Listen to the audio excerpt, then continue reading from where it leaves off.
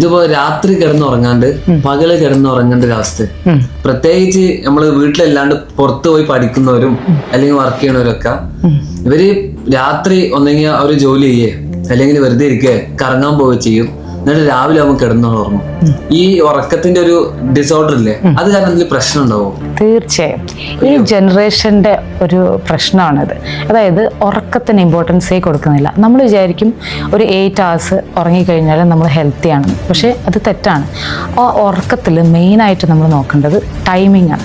നമ്മളെ biological clock set ചെയ്തിരിക്കുന്നത് രാത്രിയിലാണ് ഉറങ്ങാനായിട്ട്.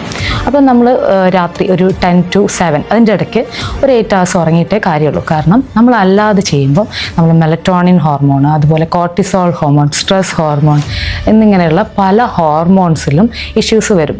ഷോർട്ട് ടേം ആണെങ്കിൽ ഇപ്പോൾ നമ്മൾ സ്ട്രെസ് ആയിട്ടിരിക്കും, നമുക്ക് ഡെയിലി നമ്മളെ ഫോക്കസ് ചെയ്യാൻ പറ്റില്ല, നമ്മളെ എന്താ പറയുക നമ്മളെ ജോലി പ്രോപ്പറായിട്ട് ചെയ്യാൻ പറ്റില്ല, ചെറിയ ഒരു ടൈമിലൊക്കെ ഒരു എനർജറ്റിക് കിട്ടില്ല. അങ്ങനെയുള്ളവരാണ് കൂടുതൽ കഫൈൻ ഡിപ്പെൻഡൻ്റ് ആവുന്നത്.